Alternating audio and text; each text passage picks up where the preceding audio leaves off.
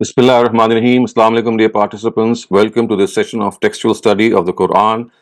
We have been studying Surah Anam. We have finished until verse 92 of the Surah, and today we'll be beginning with the 93rd Surah. And this Surah, of course, as we know, addresses the idolaters, and it chides them on their behavior, and the basic ailment or the basic diversity that they are going through in this regard is the fact that the Almighty has chastised them for the fact that when they associate partners with God, they have no proof of that. And hence, this is something which is unforgivable. If you have proof of something, God says, I would have been the first person to inform you if I have any partner. And in the absence of any such proof, it is something that you are doing your own self. And hence, it is something that cannot be forgiven. So that is why polytheism has been regarded as a great sin. If a person continues to indulge in it knowingly, intentionally, that he has no proof of it, then the Almighty says that it is unforgivable. So here in verse 93, the words are وَمَنْ أَظْلَمُ مِمَّنِ افْتَرَى عَلَى اللَّهِ كَذِبًا أَوْ قَالَ أُوحِيَ إِلَيَّ وَلَمْ يُوحَى إِلَيْهِ شَيْءٌ وَمَنْ قَالَ سَأُنْزِلُ مِثْلَ مَا أَنزَلَ اللَّهُ ولو ترى إذ الظالمون في غمرات الموت والملائكة باسطوا أيديهم أخرجوا أنفسكم اليوم تجزون العذاب الهون بما كنتم تقولون على الله غير الحق وكنتم عن آياته تستكبرون. Who is more unjust than the person who fabricates a falsehood about God or says, divine revelation has been sent to me, even though no divine revelation came to him, and than the person who claims, I shall reveal similar to what God has revealed? And would that you had been with these unjust people, would be in the unconsciousness of state, and angels with outstretched hands would be demanding from them, come, hand over your souls. Today you will be meted out a humiliating punishment because of this crime of yours, that you would fabricate falsehood about God and arrogantly evade his revelations. So basically, as you can see, that this verse refers to their indulgence in polytheism. And it is regarded as a false blame because the polytheists would concoct deities and then claim that God had made them his partners. And as I've just said, this was the greatest crime that was committed by the Quraysh, or the tribe of the Prophet. So mentioning after this mischief mongers of the people of the book, the Quran has now directed the attention to them and mentioned this crime the foremost. So, as far as the incident is concerned, that this is a reference to the nonsensical talk uttered by the leaders of the Quraysh, so that people were not influenced by the claim made by the Prophet that he was speaking on behalf of God, and the words had been revealed to him by an angel.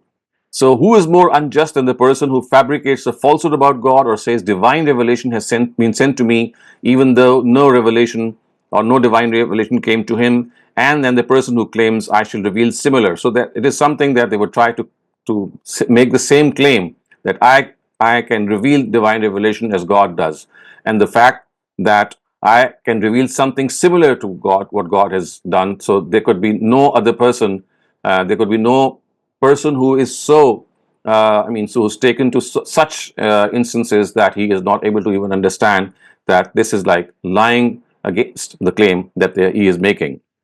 So the the general principle that when a truth manifests itself, those who are struck with arrogance, they feel helpless against it. So through such imposing statements, they try to secure their position so that the common masses who have been deceived by them do not lose confidence in them and accept the truth. But until when they can put up such show of artificial courage and its proclamation, they evade this reality. And therefore, these boasters have to concede their defeat. This is something that has to happen. And then the next word which is said is that وَلَوْ تَرَى إِذِ الظَّالِمُونَ فِي غَمَرَاتِ الْمَوْتِ وَالْمَلَائِكَةُ بَاسِطُوا أَيْدِيهِمْ. And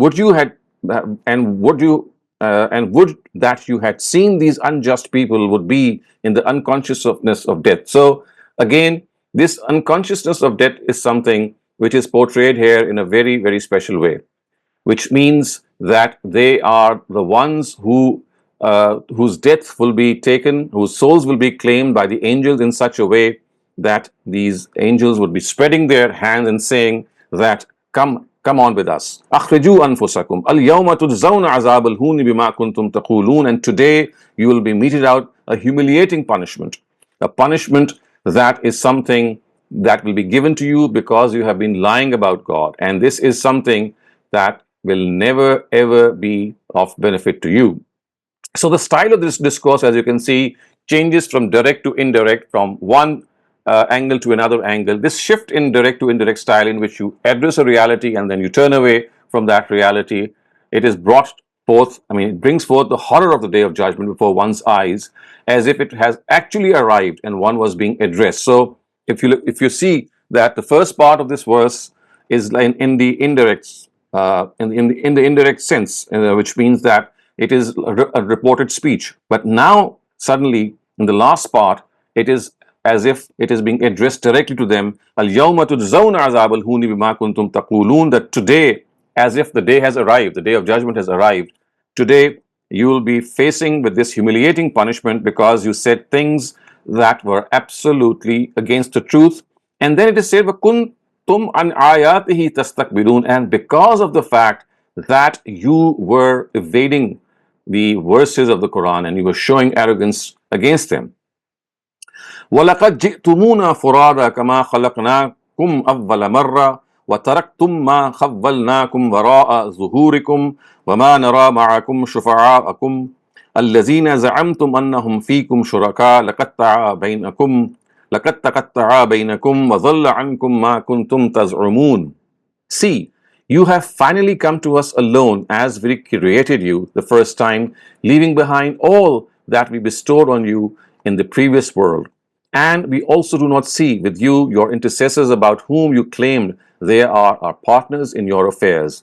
All your ties have been broken, and whatever notions you had formed have turned out baseless. So clearly, as you can see, this is like adding insult to injury. The view that God has partners and they will intercede on their behalf has turned out to be baseless. Now, you can see this is a very common feature of the Quran, that once the day of judgment is mentioned, then the Quran starts to talk about that day of judgment as if it has taken place already. And the dialogue that will take place on that occasion, you'll find the Quran is replete with such dialogues in which the deities or the people who are supposed to be or who were supposed to be worshipped, or who were actually worshipped in the previous world, they would disown the worshippers and themselves say that we never asked you to worship us. So a very common feature of the Quran, in which once the day of judgment, the talk about the day of judgment arrives, then there is a portrayal as if the day of judgment is taking place right in front of our eyes. And this is the beauty of the Quran, viewers, that we have to appreciate. And this is also a very special feature of a book in which the discourse is in the form of a dialogue, and this dialogue is actually something that shifts from back and forth in a way that it becomes direct, it becomes indirect, and then it portrays the whole situation in such an emphatic way that we feel that we are being part of that situation. And if you are able to understand and grasp the original Arabic words as well, then the effect is even more pronounced, because now you feel as if you are in the middle of something. And this is a very special and a very profound aspect of the Quran that we may grasp, inshallah, as we go along in our studies. So the Quran has said that you will come to us, and God says that you will come to me the way I sent you in this world alone. You were alone when I sent you, and you come to me, you'll be alone as well. There's going to be no one with you. When you went in this world, there was no one with you. When you come to me, you'll be coming all alone. There would be no intercession for you. There will be nothing, even the closest of your relations, your father, your mother, your brother, your family, they will not be there in any way to support you. So remember, in this world, our family, our extended family, our brotherhood, our tribe, our clan, they are a big means of support. And if you particularly look at the time when the Quran was being revealed, it was a tribal society. The Arab society was a tribal society. The tribes had a very strong say, and they were a big support, and it was like a big family, in fact. So the Quran is making this point that this support that you have, it's not going to be there when you wake up in the next world. You will be standing all by yourself. Not a single soul will be there for you to be supported. You'll be standing on the basis of your deeds before God, and the intercessors that you believe would be there for you, they would disown you, and they will not be there. And as you can see, the words are, and we do not see with you any of your intercessors about whom you claim that they are our partners in your affairs. So God is going to speak to them that where are your partners? Where are the intercessors that you claimed? So وَمَا نَرَى مَعَكُمْ شُفَعَاءَكُمْ الَّذِينَ زَعَمْتُمْ أَنَّهُمْ فِيكُمْ شُرَكَاءَ. So that is like, as I said, adding insult to injury. And a person, of course, is not aware of this humiliation that is going to take place. And it is a very, very special aspect of the Quran. You can call it a favor of the Quran, that it portrays this event that's going to take place in the future in such an effective way that you feel that it has, I mean, you have to stand guard on that. Otherwise, it's going to really take its toll. And so it is that living relationship with this book of God that makes us connected to God Himself and to divine revelation, in a sense that we find as if we have that link, that missing link that perhaps was not there, and it was causing that disruption between ourselves and God. But once you do that, once you're able to understand the Quran and you're linked with God, you find as if you are in His protection. And this protection is something that we really should marvel about. إن الله فالق الحب والنوى يخرج الحي من الميت ومخرج الميت من الحي ذلكم الله فأنى تؤفكون. It is God who splits asunder the seed and the fruit stone. It is He who brings forth the living from the dead, and it is He who brings forth the dead from the living. Such is God. Then where do you turn away? He alone brings forth the dawn. So, in Allah Falikul Habbi wa Naba, God who splits asunder the seed and the fruit stone. What does that actually mean? It actually means that people should look at the small seed and the fruit stone in it. Who is it that makes it burst forth from the depths of the earth and then causes the shoots of trees and plants to sprout from them? It is only God's power. It is only His potent strength that has bestowed each and every seed and each and every fruit stone with such potential. It was a tiny, eeny, weeny, bitsy piece of matter, and it blossomed out into a big tree, or had the potential of blossoming out. So it is God who directs all the elements of nature to help in nurturing that tree or that seed. And do people see anything but the hand of God in this? I mean, what else except the hand of God is working? They know full well that it is God alone who, from a seed and a fruit stone, has, and to everything in the universe. I mean, if you go on at the macro level, you'll see that everything has been governed in a very precise way by the Almighty. So if anyone has the slightest of authority, then nothing of these would either have been created or played its role. I mean, without that, that would not have been possible. Even life on the planet Earth, as we can see, it has become possible because of several permutations and combinations going right. If the sun had been even slightly away or slightly closer, life would not have been possible. If the alternation of the day and night had a different pattern, life would not have been possible. If the mineral content of the earth was different, life would not have been possible. If the atmosphere was not set in a particular ratio between oxygen and nitrogen and other gases, life again would not have been possible. So you see, all these things have been made possible with so much precision that you just cannot in any way deny that there is someone who is behind all this. And if He has partners, then why should not He be the first one to disclose those partners? What does He have against humanity? He would have been the first one to do it. And this is the claim of the Quran, which it repeatedly mentions, that if I had partners, God says, I would have been the first one to disclose it. I don't need partners. I am governing the whole quantum the way I have created it. This whole continuum of space and time is something that I have created. I'm going to dismember it after some time and then recreate mankind. فالق الإصباح وجعل الليل سكنا والشمس والقمر حسبانا ذلك تقدير العزيز العليم. It is He who has made the night. It is He who has made the night a thing of comfort and placed the sun and the moon with a measure. These are the measures of that mighty God, of the mighty one, the all-knowing. So, as I just said, the way He makes the earth and the way He is employing all the elements of nature for the benefit of mankind, for the creation of human beings, that He has made the night peaceful for their own comfort. Our body is tuned to the night to sleep. We normally fall asleep at night, and nighttime is conducive to sleep. Daytime is not conducive to sleep. and it is more conducive to your work ethic and your work environment. And precisely for that reason, our body is more geared towards work when we get up in the morning. So you see, the elements of nature are in harmony with our own bodily requirements. And then it's not just the night and day. Wal kamara, ashamsu wal kamara husbana. The sun and the moon, they are placed with a measure, which means that they come and they play their role, and that role is something which causes the night and day to take place. And also we know that as far as the moon is concerned, it has its effect on water, on low tide and high tide. This is something that science has also explained, but much later, of course. But it is the moon which causes these tides, and these tides are then either beneficial, of course, or at times they become really a big nuisance for people who are setting sail in certain oceans, and therefore they have to be very, very careful about whether it's high tide time or it's low tide. So high tide and low tide itself is something that is caused by the movement of the moon as well. وهو الذي وهو الذي جعل لكم النجوم لتهتدوا بها في ظلمات البر والبحر قد فصلنا الآيات لقوم يعلمون.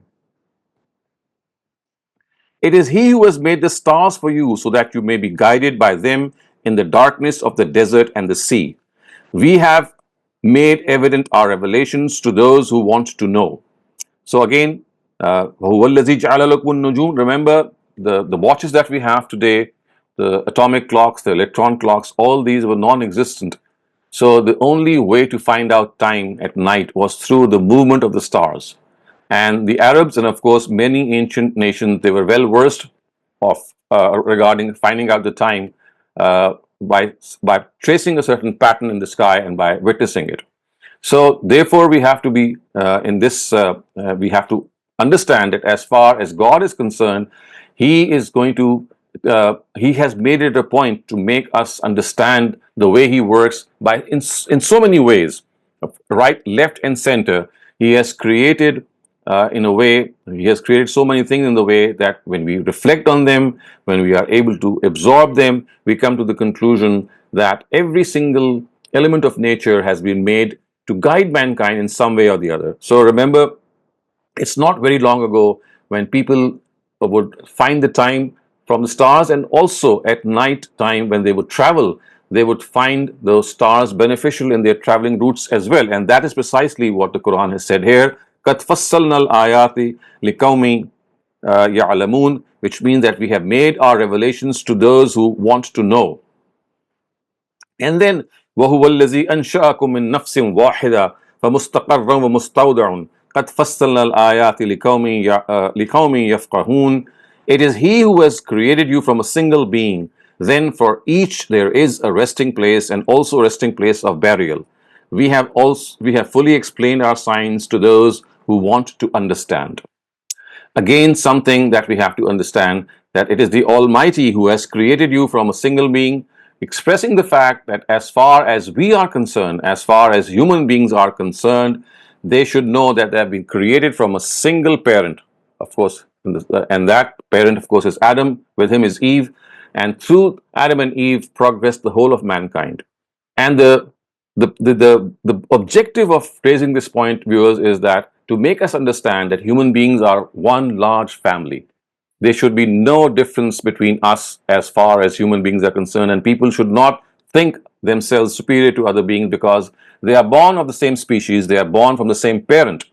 So any difference in any level of humanity and thinking other people to be inferior is something that is absolutely uncalled for. And the Quran uses this theme abundantly, that if you're created from one soul, if your progenitors are the same, how can some of you think that you are superior to others? As human beings, you cannot be superior.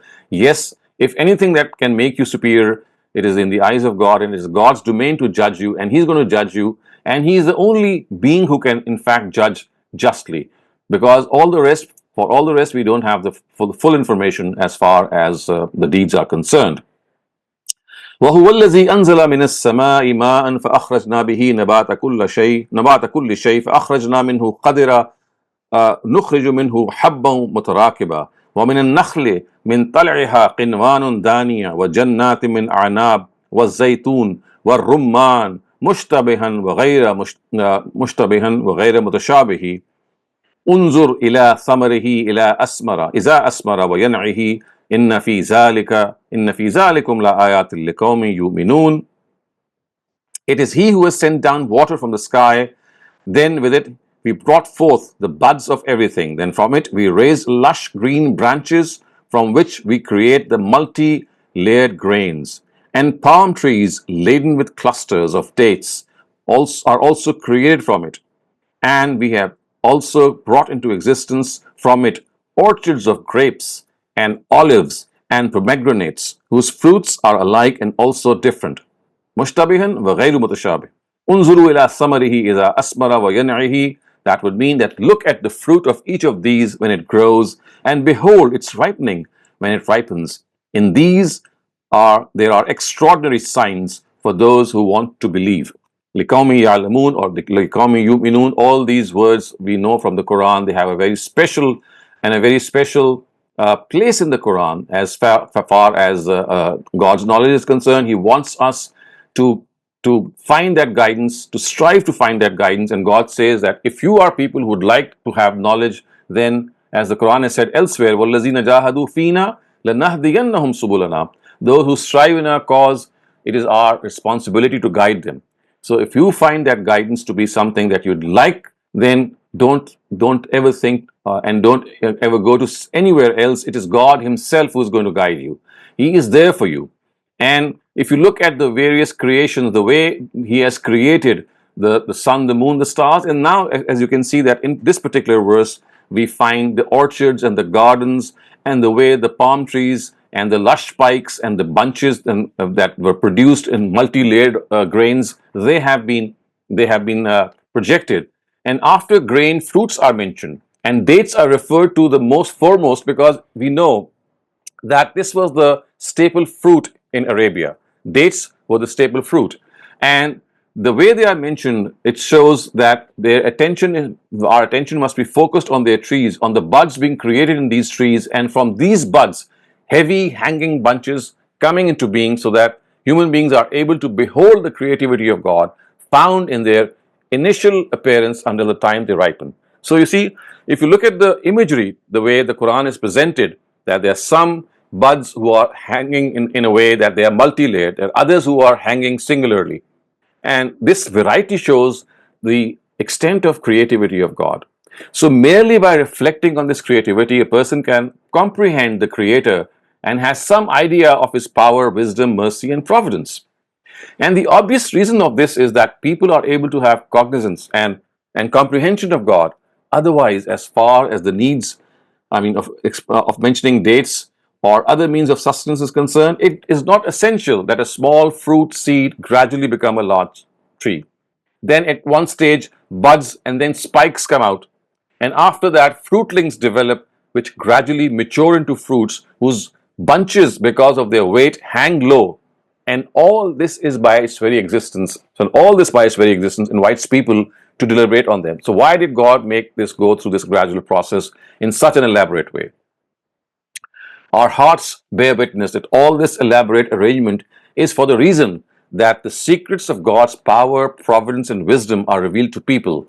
They are able to understand that the Creator who has created them has such profound wisdom, has such profound power, and hence recreating mankind is not an issue in His own dictionary. He can just do it in the blink of an eye. He did it before, He's going to do it again. And the way humankind has been created in so many ways, in such a gradual way, and we know that human beings have appeared on the face of the earth after thousands and millions of years perhaps, in which the earth has gone through so many other ages like the Ice Age, the Bronze Age, the Iron Age, and it was much later that human beings came on the face of the earth. Again, a witness to the creativity, the power, and the profundity of God. So again, as you can see, that these instances are basically meant to invite us. They are meant to focus our attention, to direct our attention to the bare nature that is around us. The nature that is around us is the biggest teacher that we have. The Quran in front of us and the nature around us. This is something that is going to teach us. And of course, if you add this to your own microcosm, your own existence, the conscience that you have, the awareness that you have, you can add up all these three things, the person within you and the earth and the wisdom and the knowledge that you have as a result of reflecting on the phenomena that are outside you. If you combine them, then no person of intellect, no person of intuition can ever think that they could be, all this could have happened by chance. وَجَعَلُوا لِلَّهِ شُرَكَاءَ الْجِنِّ وَخَلَقَهُمْ وَخَرَقُوا لَهُ بَنِينَ وَبَنَاتٍ بِغَيْرِ عِلْمٍ سُبْحَانَهُ وَتَعَالَى عَمَّا يَصِفُونَ. Yet, such is the extent of their foolishness that they regard the jinn as God's equals, even though He Himself has created them, and without any knowledge have invented sons and daughters for Him. Glorious and exalted is He above what they say. So now once again, this is another form. This is another form of polytheism that was found amongst the Arabs. And what was that? That they would also worship the jinn. They would regard them to be God's equals. And they would invent sons and daughters for them as well. And this is something again which the Quran says, Subhanahu wa ta'ala amma yasifun, that they don't realize that what they are doing is absolutely baseless. It has absolutely no grounds. It lacks any foundation. How can this happen and not be understood and planned about? So, as far as creating is concerned, God has created it. And as far as associating partners with God is concerned, again, this is something that in no way be understood unless, of course, person is bent upon fabrication and concoction. So, also we have to understand that the people of Arabia regarded the angels to be the daughters of God. They would make their likenesses regarding them to be their deities, and they would worship them. And a similar attitude was adopted by the Christians regarding Jesus, and they regarded him to be the Son of God. And all this was done without any logical or scriptural argument. And that is something that was enough to infuriate God. And of course, any person who insists arrogantly on something that is unfounded is going to have the same effect as far as we human beings are concerned. So, بديع السماوات والأرض أنى يكون له ولد ولم تكن له صاحبة وخلق كل شيء وهو بكل شيء عليم. It is one. He is one who has brought the heavens and the earth into existence from nothingness. How should he have children when he does not even have a wife? How should he have children when he does not even have a wife? He has created all things and has knowledge of all things. He has created all things and he has knowledge of all things. So the first thing that the Quran has said here is Badiyus samawati wal ard. Now this is something that totally confounds us. It's beyond our human understanding. And that is that God creates out of nothingness. I mean, we just cannot imagine how can that be possible, because we are not used to this. We create from something. We always have a raw material. We have something to work on and then we create. But it is mind-boggling to think that God creates something out of nothing. So ibda, the Quranic term ibda, and that is where the word badiu samawat comes. It says that He creates the heavens and the earth without any raw material. From nothingness they come into existence. Of course, a concept that is hard and difficult to grasp, because we are not used to such things. We are always used to things that we create or we develop, but we do have some raw material. And then it is said, how of course can you ascribe children to him? How of course can you ascribe children to him when he does not even have a wife? So when they do not regard him to have a wife, then how do they ascribe children to him? They also acknowledge that he is the creator of everyone. Then it is strange that they still regard the angels, the jinn kind and the human kind to be his associates in his being and in his kingdom. So this is utter foolishness. And this utter foolishness is something that has been perpetrated by the nobility and by the intellectuals of those times. Zalikumullah. Zalikumullahu rabbukum la ilaha illahu khaliqu kulli shay'in fa'buduhu wa huwa ala kulli shay'in wakil. That very God is your Lord. There is no God but Him, the creator of all things. Therefore, worship Him only, and He is the guardian of all things.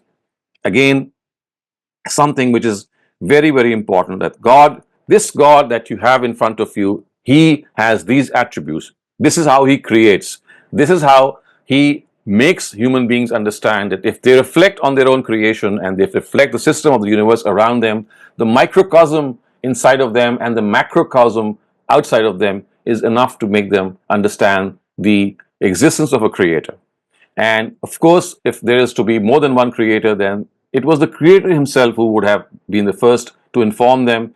And in the absence of that, if they do so, if they insist on this, then they are doing something which is grossly foolish, and it shall be punished in a very, very heinous way. So these are the attributes of God that have been mentioned. La ilaha illahu, He is only one. Khaliqu kulli shay, He has created everything. Fa'budu, so therefore He has to be worshipped. Worship Him only. If He is the creator, how can people worship other people? That is the basic stance of the Quran. And then finally it is said, La tudrikuhul absar wa huwa yudrikul absar wa huwa latiful khabir. Eyes cannot see Him, though He is able to see the eyes. He is very discerning and all-knowing. So viewers, we know very well that human eyes have not been equipped to see God. How God, what exactly is the nature of His being, how He is composed of, that is absolutely something that we cannot comprehend, because our eyes can only comprehend what they can actually potentially see in a certain way. So regarding God, the Quran informs us that His substance, His being in such a form that our eyes, the way they are in this world, they cannot comprehend Him. They cannot see Him. For that, you need another pair of eyes, another set of eyes would perhaps would be given in the hereafter. But in this world, you cannot see God. Hence, the stress of the Quran is that instead of demanding to see God, because we know that this was the demand of the people of the book, they wanted that if there is a God, then they should be shown that God. So the Quran has made it clear that if you have to understand God, then you must understand God through various other phenomena that point to His existence. As far as seeing Him through the naked eye is concerned, this is virtually not possible, because eyes are not equipped for such a view. This topic is still going on. Inshallah, we'll take up the rest in our next session. And for the moment, if you have any questions on what we have studied, please raise them. Assalamu alaikum, Dr. Saleem. Assalamu alaikum, everyone. It's so wonderful to have you back and the sessions back, for us. Also, just wanted to remind everybody of the house rules. We will be only asking questions pertaining to the passage. If we have time, in the end, we'll open the forum for general questions. But for right now, it's only the passage. Asif Saab, you have your hand raised. Please ask your question. Yeah. My question relates to verse 93. The sentence starts with "Walau tara iz zalimuna fi ghamaratil maut." Here the walau is harf shart, and with this starts, and that it ends at an ayatihi tastakbirun. Here jawab shart, I can't see it. It appears mahzuf. What's the reason that law is harf shart and jawab shart is mahzuf? What's the reason? So, I mean, this is something very obvious. When I say these words of regarding something horrific, I say that look what will happen when this and this happens. So you don't need to actually express those things in words.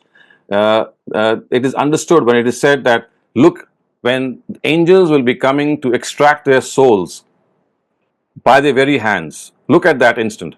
Obviously, the answer to this conditional sentence is that what a horrifical happening that would be. You only need to witness it. So this is something that we use in our own language as well. When we would like to portray the horrific nature of something, or of the very, I would say, majestic nature of something, we just point to the phenomena itself and then leave the answer to the imagination of the viewers, because it is so understood. I don't need to answer it. When I say look at him, when I say look at him, my purpose is to tell you that look at him, or look at the person, what sort of a person he is. Look at the style that he has adopted, and it is something which is unbecoming of him. And so you see, the situation is such which is conveying the answer. When I'm saying look at him, that look at him is enough for my viewers to understand that I am basically trying to make other people realize that if you look at such a person and just reflect, you'll understand that he stands nowhere. So this is an example that I wanted to give you so that you can understand that the Quran employs this style in a very common way. It says to you, look at that, and look at afala yanzuruna ilal ibil, look at the camel. But here you will find that the Quran has actually introduced the camel and then given the answer, and the answer is kayfa khuliqat, look at the camel. But had the answer not been given, for example, kayfa khuliqat, and the Quran would have just said, look at the camel, what would be the, I mean, what would the purpose? Obviously, the purpose would be to look at the composition of the camel, look at the usefulness of the camel, look at how it has been made useful for the Arabs of those times. So, at times the Quran does answer these conditional clauses, and at times it leaves them to the imagination of the readers. And on most occasions, it leaves the answers to the imagination of the onlookers or the believers, because the answer is obvious. It is either something majestic, something very profound, or something very horrific, and the context will tell you. Thank you, Dr. Saleem. Osama, please unmute your mic. Assalamu alaikum.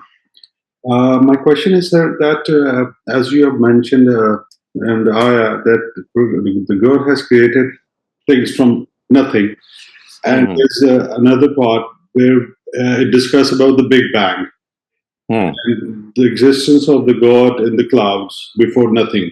So how could you relate that with the Big Bang, that He has created this world, the universe, after that Big Bang? So there is something. So it's very hard to understand this concept of nothing, creating things from nothing. So that is why you see the concept of Wahdatul Wujud came into being, because it was difficult to explain to people. So when Muslims came into debate with a lot of Christians, and not just Christians but many other rationalists, for them it was absolutely difficult to explain that how can something be created out of nothingness. So the classical view is that this universe was not created. Basically, it is a manifestation of God Himself. So it is God diluted that you find in the form of this universe.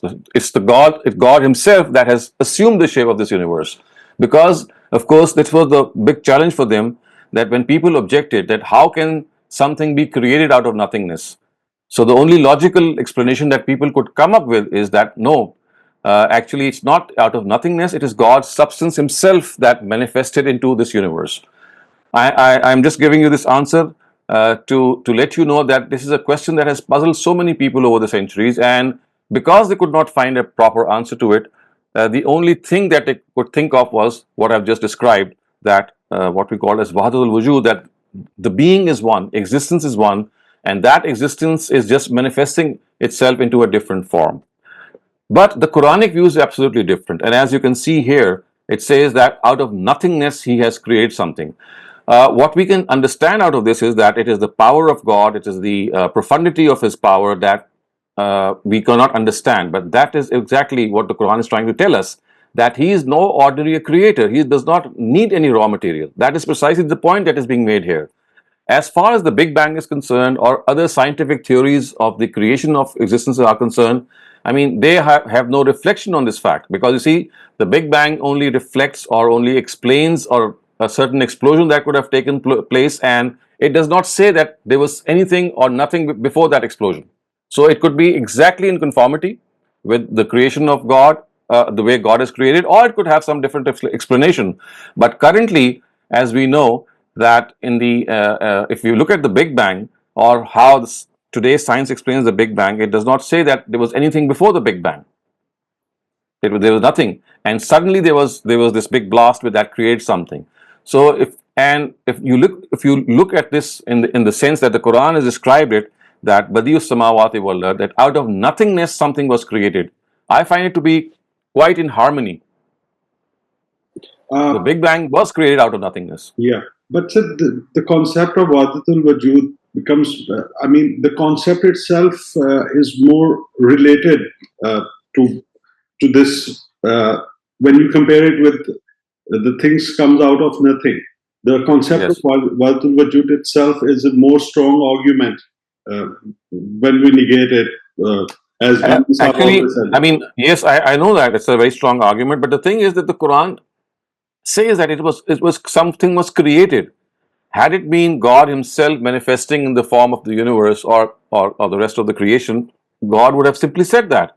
So we don't find any source of Wahdatul Wujud within the Quran, although there are people who have tried to extract it. But the Quran has repeatedly said that it is an act of creation. خَلَقَ السَّمَاوَاتِ. If you look at the word takhliq or khalq in the whole of the Quran, it is mentioned on numerous occasions, signifying the fact that it was an act of creation. Something was created. The only thing is that that creation was from nothingness. No, The problem is there. Otherwise, the word khalaqa is used everywhere in the Quran. And yeah, according to linguistic expressions, it cannot refer to anything else but the act of creativity itself. but the existence of God is there. So, as they said, that everything is come out of Him. But it says out of God is the reflection of God itself. So, But where is this in the Quran? no, I know, I understand that, but I mean, you have to be on something like to understand the thing. You have to be made yourself a concept of it. I mean, to make an understanding of that. I mean, you see, that's what the Quran is telling us, that this is something that you cannot draw an analogy with. Human beings, they are prone to this, that they would need something to create something. There cannot be any analogy for that. Yeah. This is the difference between our creation and God's creation. We need a raw material. We need something to create something. Absolutely. That is what precisely the Quran has said, that human creation and God's creation, there's no comparison. All right. Thank you very much, sir. Dr. Saleem, I have a chat question on the same concept of Wahdat al-Wujud. Could you explain it more? So Wahdatul Wujud is a concept that has been put forth by classical Sufis like Ibn al-Arabi, like other people who belong to his category, and they say that God himself manifested in this universe. It is as if he diluted his being and he became this universe, or the universe flowed out of him, and therefore it's not something different from God. It is his own manifestation, and hence the word wahdat. Wujud is one, oneness of being. Being is not separate. It was God, and that same being became this universe. I mean, I'm trying to oversimplify it. So there are no two separate existences. This is God himself who has manifested in the form of this universe. This is how our classical Sufis or our classical mystics explain the act of creation. Okay, so I'm asking this question now. So when we as people who are believing in this form of the understanding of the Quran that we're learning from you, when we step out in nature and we look at something and we say, oh my God, how can people not see that there's a God? God exists. When we see the running of the water or the magnificent mountains, that is very different from the way the Sufis are explaining it, right? We are seeing it because we understand the mechanics, and then we say, oh my God, only somebody could have created this. So you see, almost like God is right there.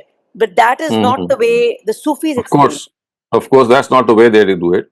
I Okay. mean, so for us, it is a creation of God, a profound creation that makes us realize that there's someone who is behind all this. Right. Okay. Asif Saab, please ask your question. This is regarding verse 95. Here it is said, Yukhrijul hayya min al mayit. And then just after, it says, Mukhrijul mayya. Instead of Yukhrijul mayyita min al hayyi. I mean, suddenly there is change from fail, it has become file. Yes.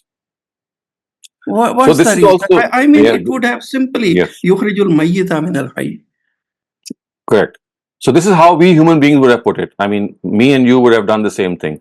But you see, when God changes the structure, there's some method to it, some reasoning behind it. So yukhrijul hayya min al mayyit is in the form of a verb, which means that he is someone who brings the living from the dead.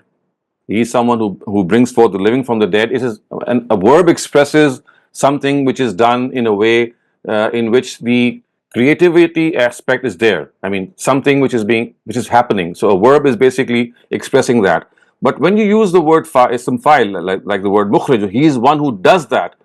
It expresses that stress, that added emphasis, that it is he who no one else except he who does this. He is the person, or he is the being who has these attributes, that he can bring the dead from the living, so to speak. So bringing the dead from the living, which of course would mean that a person who is living he is put to death. So he is someone who passes away. It is only God who does that. Only God has this authority. So it's just adding that extra emphasis when the word adjective is used in front of instead of a verb. So basically, it's a comparison between a verbal use and an adjectival use. So adjectives, they create more emphasis instead of the verb. Thank you, Dr. Saleem. Imran, please ask your question. Imran, you want to ask your question? जी doctor साहब सलाम अलैकुम Walaikum. Doctor साहब ये जो वहदतुल वजूद का अकीदा है इस्लाम में ये सूफिया के अंदर जो आया ये इंडिपेंडेंटली आया है या हम कह सकते हैं कि ये हिंदुओं के इन्फ्लुएंस से आया है क्योंकि वो उनका तो ये बुनियादी अकीदा है हिंदुओं का You see, this is something which is a universal thing. It's not just, it's not something that Islamic Sufis say. It's something which predates Islam, something that predates religion, so to speak. So this is a very, very early concept. And one of the earliest, and it is found in Hinduism, it is found even in Buddhism to some extent. It is found in Christians as well, in a certain way as well. So it's not something that is particularly related to Islam. Islam has inherited it the way other religions have. So that is my explanation, I would say. It's independent, but as I said, it is like a heritage that we have. Thank you, Dr. Saleem. Shabana Ansari, please ask your question. Imran, please ask your question. And this is Assalamu alaikum, Dr. Saleem. So, the question I have is when God says in Ayah 95 that Yukrijul Hayya min al Mayyit, so that means that He's extracting life from death.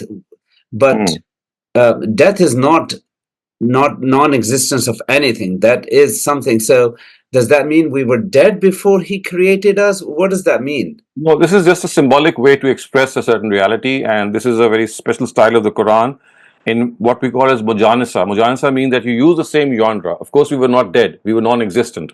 Right. But because of the word life and death that has been used subsequently, just to bring it in the same proportion, the word death has been used to connote non-existence.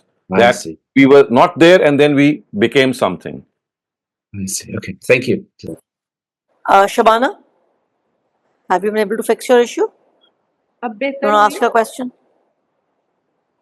अब बेहतर हुई है आवाज हाँ आ रही है, आप बोल पूछिए. ठीक है डॉक्टर साहब यही पूछना था वहदतुल वजूद का कि इसको ये कहा जाता है कि खुदा का वजूद है सारी कायनात और जो इंसान और मखलूकात हैं कि वो मर के उसी में शामिल हो जाएंगे जाके ये मतलब होता है Correct. उसका Yes. कि वो सब फिर एक ही So- बन जाएंगे Yes, so they will be amalgamated, they will return to God, and that is what is precisely meant when they say that this will be like a day of judgment, a day of reckoning for them. And precisely the reason that when a person passes away, the word that is used for is not death, but visal. So visal means wasal, and wasal means going mill back जाना। into someone, अच्छा to attach ourselves to something. So the word visal has come into our Urdu language from this Sufistic literature, I would say, mystic literature, because to us, wasal means that you come to someone, you gather into someone, you attach yourself to someone. So for them, because people go back to God, so that is why they use the word visal for it. Right. Thank you. But we do not, Dr. Saleem, use that word, right? We believe that we are The Quran does not. The Quran does not. Shabnam, please ask your question. जी thank you Bisma sir ये जो वहदतुल वजूद का topic चल रहा है sir ये mistakes या सूफीज जो भी थे दे वर क्वाइट रिलीजियस पीपल और उनका काफी नॉलेज ऑफ कोर्स होता होगा तो sir just an ordinary person like me जिसने थोड़ा बहुत भी रिफ्लेक्ट किया है दीन पर तो सर मुझे तो ये बात बिल्कुल नेचुरल सी नॉर्मल सी लगती है कि अल्लाह पावर अल्लाह स्ट्रेंथ इतनी ज्यादा है कि वो ही कैन क्रिएट एनीथिंग तो आउट ऑफ नथिंग तो सर वो इतना रिलीजियस होते हुए वो इस पार अल्लाह की इस पार को रजिस्टर नहीं कर सके क्या हुआ sir So this is a question that you need to address to them. I cannot answer on their behalf. right sir thank you sir Okay, any other questions pertaining to the passage? I don't see any raised hands. Otherwise, we'll move on to the idiomatic translation. Okay, so I'm just going to start the literal and idiomatic translation. So the first verse is وَمَنْ أَظْلَمُ مِمَّنِ افْتَرَى عَلَى اللَّهِ كَذِبًا. Wa, and man who, azlamu, more unjust, mimman, than he, iftara, concocts, Allah, upon God, kaziba, a falsehood. So who is more unjust than the person who concocts a falsehood about God? Or the one, qala, who said, uhiya, revealed to me, ilayya.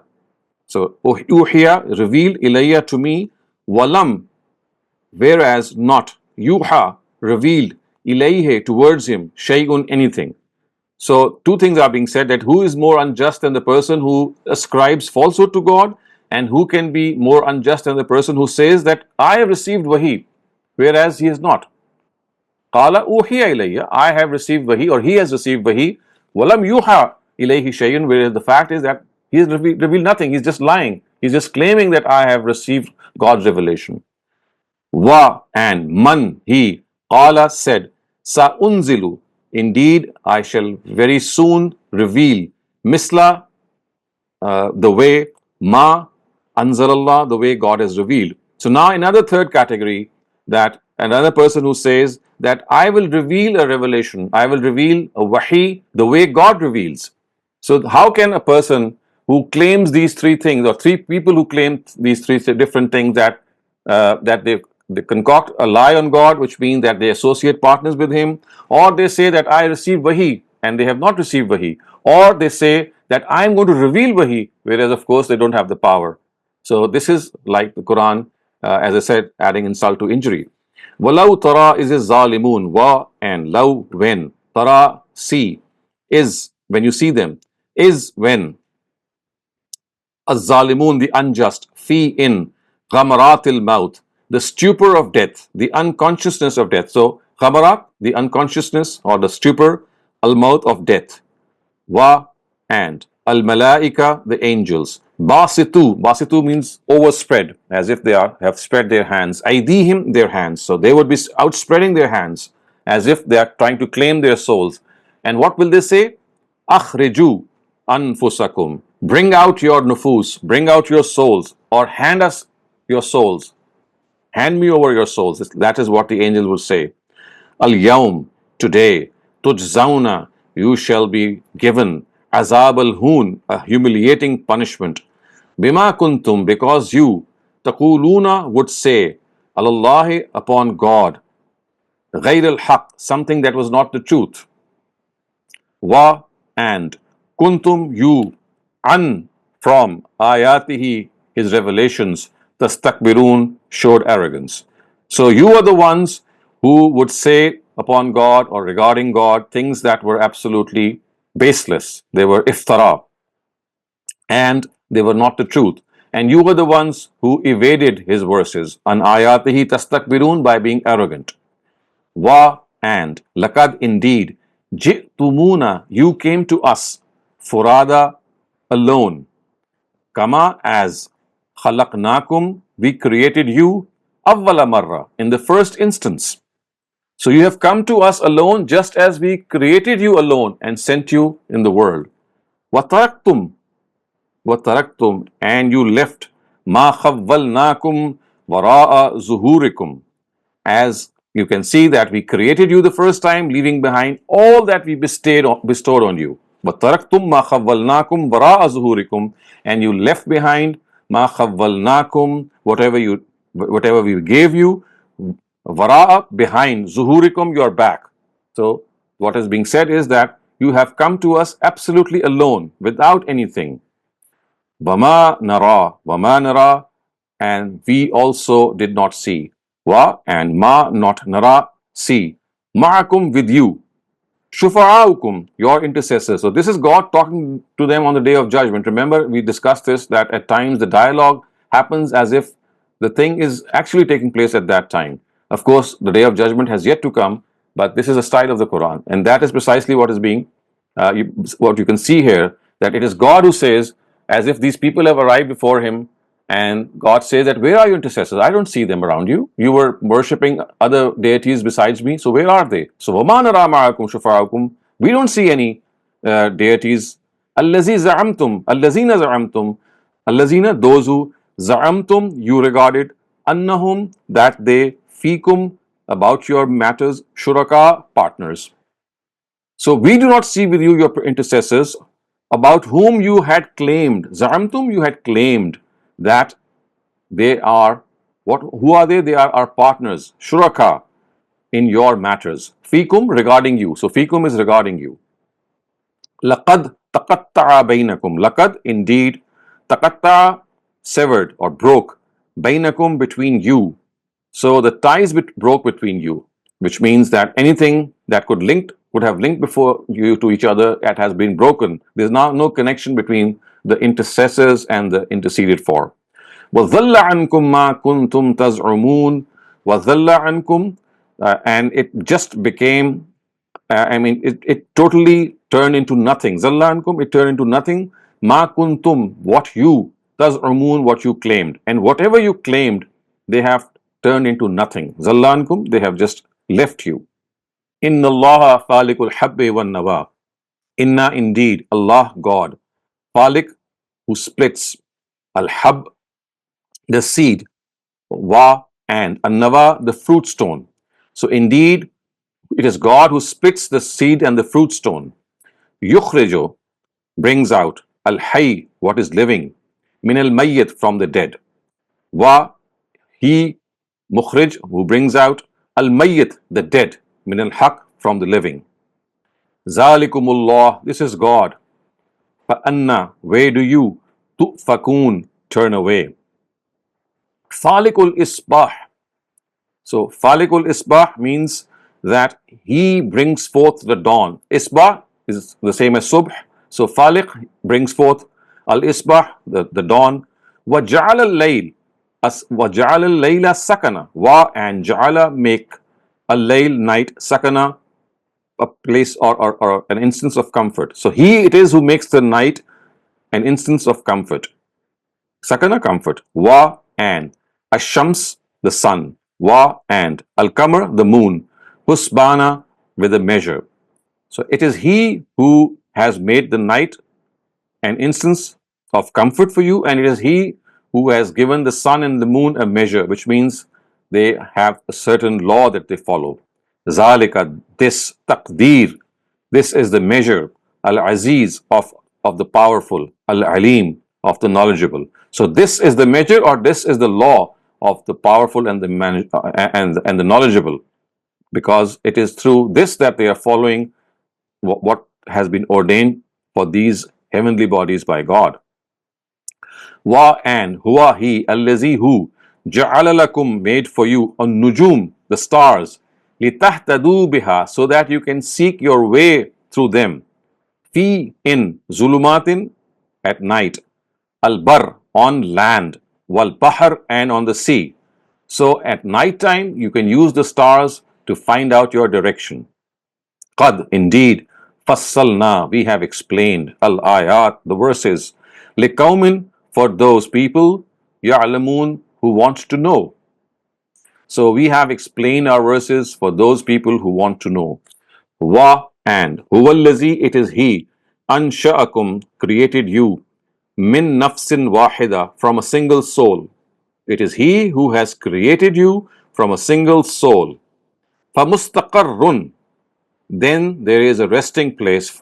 Wa, and mustawda'un, a place where the person will be confined to the earth. So mustaqar means the place where he will be living when he would be living, and mustawda would be the place where he'll be consigned to when he is dead, referring to his grave. Qad, indeed, fassalna, we have explained, al-ayat, revelations, liqaumin, for people, yafqahun, who want to understand. Wa, and huwallazi, it is he, anzala, revealed, minas sama, from the heavens, ma, water. So it is he who has sent down or revealed. Of course, the word revealed would not be appropriate here. The word would be sent down. So it is he who has sent down water from the skies. فَأَخْرَجْنَا, from it we have extracted, nabata kulli shay, buds, nabat, buds of everything. فَأَخْرَجْنَا minhu khadira, then from it we have raised green green and lush branches. Khadira, lush branches. Nukhriju minhu, from which we bring forth habban mutarakiban. Habban, grains. Mutarakiban, which has different layers. So multi-layered grains. Wa, and minan nakhli, from the palm trees. Min tal'iha, from its clusters. Qinwanun daniyatun, which have dates which are bending over. So daniyatun would mean they are bended over. Wa, and jannat, and orchards. Min a'nab, of grapes, and we have created orchards of grapes. Was zaytun, and of olives. So zaytun is olive. Wa rumman is pomegranate. Mushtabihan would mean some which are similar to one another. So these fruits which have been mentioned here, they are mentioned here in a sense that some of them are very like. I mean, there are so many different types of grapes. There are so many different type of olives and different types of rumman. So some of them are similar, and others were not similar to one another, referring to the variety that God has created. Unzuru, look, ila, towards, samarihi, their fruit, iza, when, asmara, when they bear fruit, wa, and yan'ihi, when they ripen. So again, the attention is being drawn to this natural phenomena, the way these grapes and these fruits develop. And it is said, unzuru, look at these fruits when they bear fruit and when they ripen. Wa yan'ihi, when they ripen. Inna, indeed, fi, in zalikum, in this. So in these la ayat are signs, liqaumin, for people, yu'minun, who want to believe. So inna fi zalikum would mean that in these there are signs for people who want to believe. Wa, and ja'alu, they have made, lillahi, with God, shuraka'a, partners. So they have made partners with God, who? Al jinn. So they have made partners with God in the form of jinn. Wa khalaqahum, in although God creates, I mean, the fact is that God has created them and they have made these jinn partners of God. Wa kharaku lahu. Wa kharaku lahu would mean baneen wa banat, and they ascribe daughters and sons to him. So they kharaku lahu, they ascribe lahu to him, baneen, sons, banat, daughters. So they ascribed sons and daughters to him, bighayri ilm, without knowledge. So they are doing this in a baseless way. Subhana, exalted, he is glorified. Wa ta'ala, and mighty. Amma, from what? Yasifun, they attribute to him. So he is exalted and glorious from what they attribute to him, which means that he is much above what they attribute to him. Badius samawati wal ard. Badius samawat, he creates the heavens from nothing. Wal ard, and the earth also. So he has created the heavens and the earth out of nothing. Anna yakunu lahu walad. From where does a son come to him? Anna, where, yakunu is lahu, for him, walad, a son, walam, when the fact is there is no, lam takun, there is nothing for him, sahiba, a wife. So this is a literal word, I mean, this is a closed literal translation. Otherwise, for all practical purposes, the idiomatic translation is that how can he have children if he does not have a wife? Anna yakunu lahu walad walam takun lahu sahiba, when he does not even have a sahiba, a wife, how can he have children? Wa, and khalaqa, he has created, kulla shayin, everything. Wa, and huwa, he, bikulli, thing, bikulli, every, shayin, thing, alim, knowledgeable. So he has knowledge of everything. Zalikumullahu rabbukum. This is the very God, your God. This is the very God, your Lord. La ilaha illahu. La, not. Ilaha, deity. Illa, except. Huwa, him. So there is no deity except him. Khaliku, creator. Kulli shay, of everything. Fa'buduhu. So therefore worship him. Wa, and. Huwa, he. Ala, on. Kulli, every. Shayin, thing. Wakil, he is someone who is the wakil of everything, he's the advocate of everything, he's someone who is going to protect them. So the word wakil here actually means, although of course in normal parlance it would mean someone who is a representative, but in the Arabic language it also means a protector or a guardian. So he is a protector or a guardian of everything. La, not. Tudrikuhu. Tudrikuhu, not see. Al absar, of course, is the plural of basar, which means eyes. So eyes cannot see him. La tudrikuhu al absar, eyes cannot see him. Wa, and huwa, he. Yudrikul, see. Al absar, the eyes. So eyes cannot see him, but he can see the eyes. Wa, and huwa, he. Al latif, very discerning. Al khabir, all knowing. And he is all knowing and he is discerning. So with this, we come to an end to our literal and idiomatic translation. And so now we can once again have a Q&A session. Shabana, please unmute your mic and ask your question. Doctor साहब यहाँ पर जो अल्लाह ताला कह रहे हैं कि वो उसकी तो कोई बीवी नहीं है और मतलब मुझे ये हो रहा है कि ये उनको जवाब देने के लिए अल्लाह ताला ये कह रहे हैं ना कि उसकी तो कोई बीवी नहीं है कि उसका बेटा हो, क्योंकि वरना अल्लाह ताला अगर चाहे तो उसके लिए तो वो भी मुश्किल नहीं है कि बीवी So हो you see, या ना the हो। thing is, the illogical inconsistency in their belief is being pointed to, that, I mean, if they would have wanted to ascribe children to him, they should have first ascribed a wife to him. बिल्कुल So the foolishness is that why did not they first ascribe this? So it would have been very simple. Said first they would have ascribed that God as a wife, and then they would say that the wife and God himself, together they have produced children. So the idiocy is being said that what you yourself would do is that you would have a wife and then have children. But how foolish you are that you are attributing children to him without attributing a wife to him, which is something you don't do in your own case. So it's basically trying to make them understand how illogical their claim is.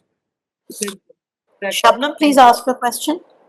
Ji thank you sir. इसी आयत के बारे में थोड़ी confusion sir, मैं थोड़ा ध्यान से निकल गया सर। इसमें इन आयात में या सूरह नाम में एड्रेस जो है वो प्रोबेबली मुशरिकीन मक्का को है, is it so? Correct. Yes. तो राइट सर।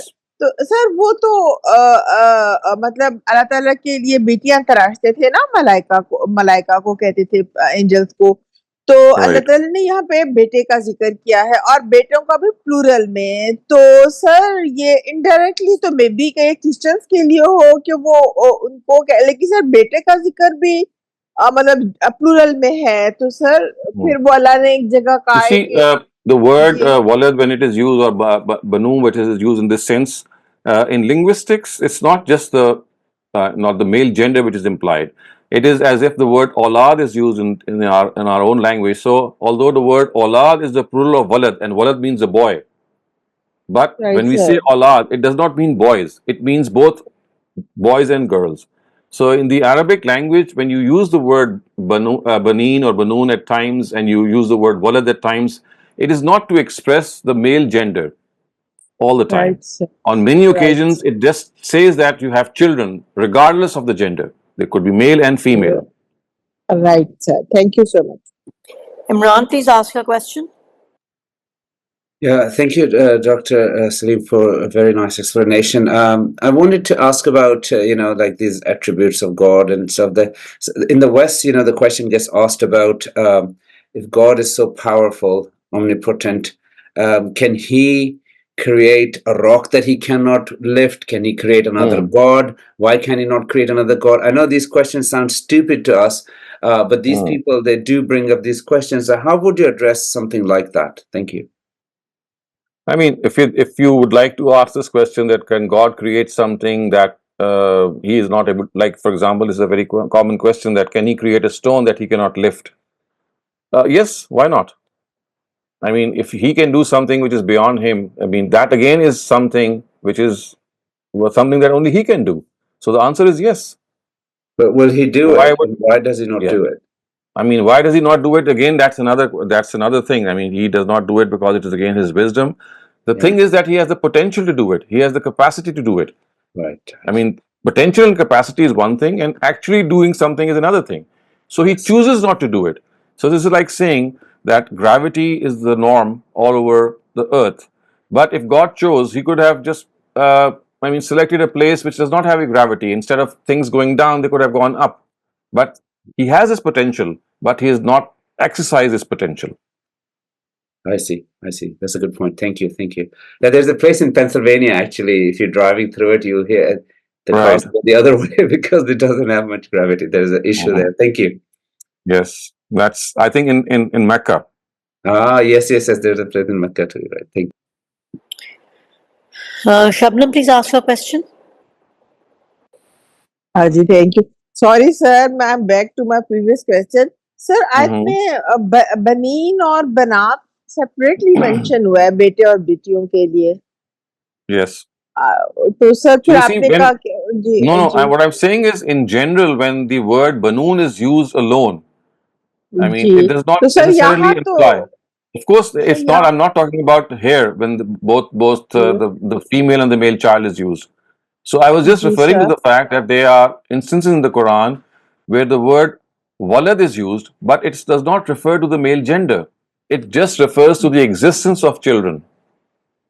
तो सर यहाँ पर फिर मतलब वो So of course, टाइप पर here it has been specified that he does not have sons and daughters.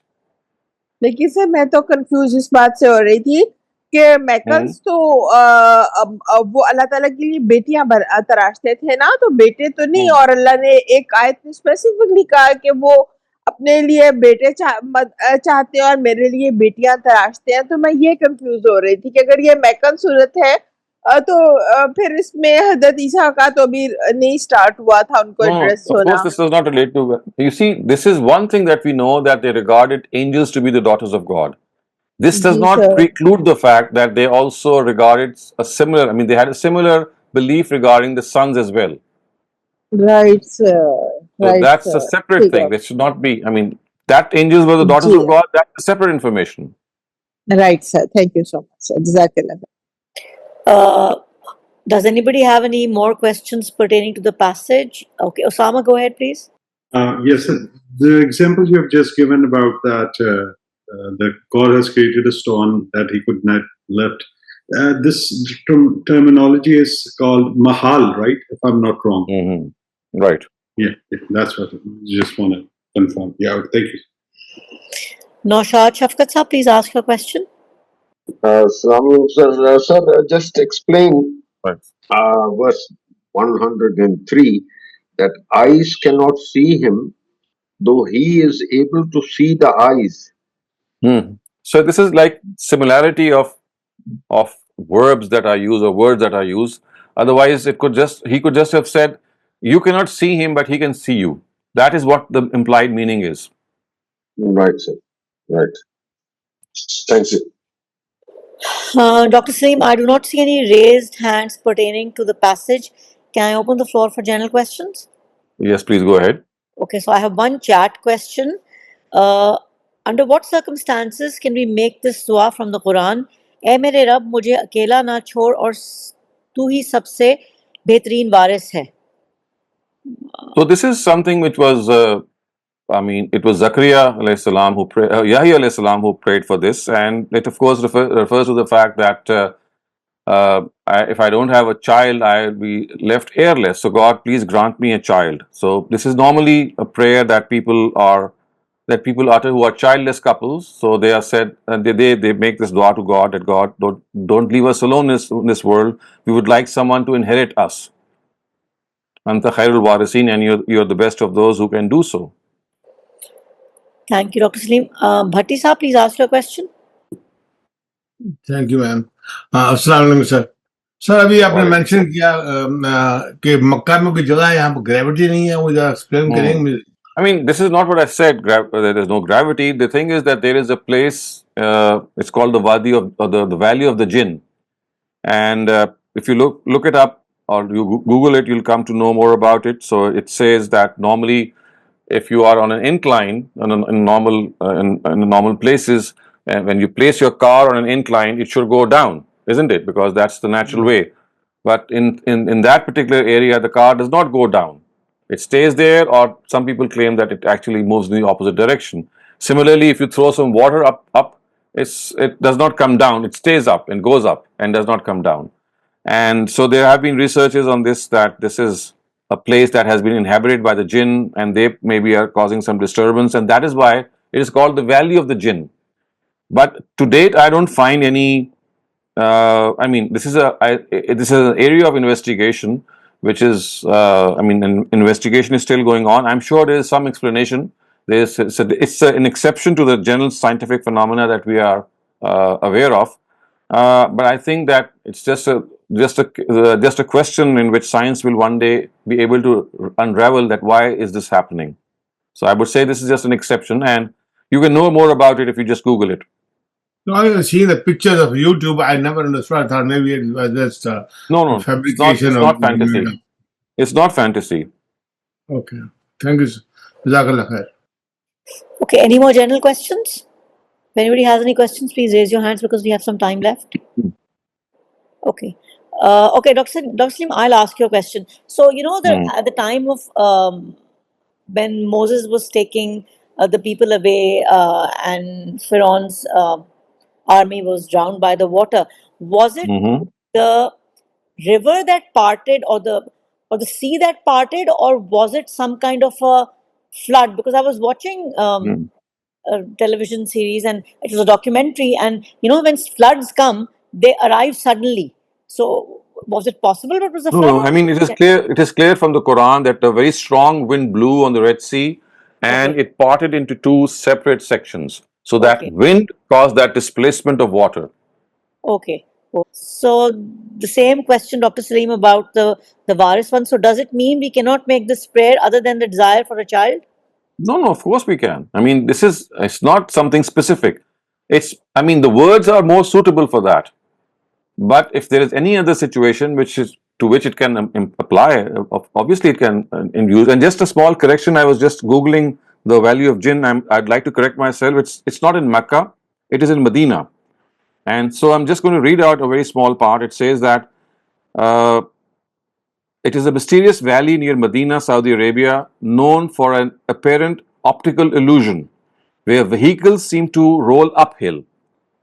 While locals attribute this to jinns, supernatural creatures, the phenomenon is likely caused by a combination of the road's topography appearing to slope upwards and potentially strong magnetic forces in the surrounding mountains, which create a reverse gravity effect.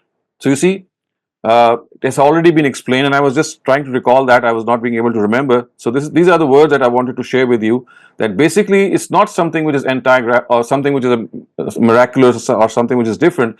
It is just that a stronger magnetic force exists in that place because of the composition of the mountains, perhaps because of sandstones or other material, that gives an anti-gravitational effect to all metals, and it sort of propels them away.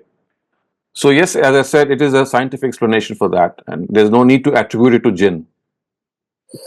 Okay, Dr. Saleem, I do not have any raised hands right now, so we will end the session. If anybody has any questions, raise your hands. Otherwise, I'm going to be ending the session. Okay, we have one message. Okay, go ahead, Ahmed. Please ask your question if you have a question. Ji, Dr. Assalamualaikum. Doctor, my question is regarding the Arza Akhiriya, when the Prophet was reciting and the Jibreel was listening, and the Jibreel was reciting and the Prophet was listening. So it's been saying that there are so many people who are witness at that time, especially Sahaba. So have they seen the Jibreel physically, or what was the experience at that time? No, so none of them has ever claimed that they saw Gabriel, because you see, the Prophet was talking and the Prophet was listening. He might have seen him, but none of the Sahaba has ever said that they actually spotted Gabriel. Okay, thank you, Dr. Saleem. I'll be ending the session now, and inshallah we'll be meeting again next Saturday, and then of course for textual study on Sunday. Thank you for a wonderful session, Dr. Saleem, and we are so happy to have you back, and the session's going again. Thank you. Khuda Hafiz, everyone.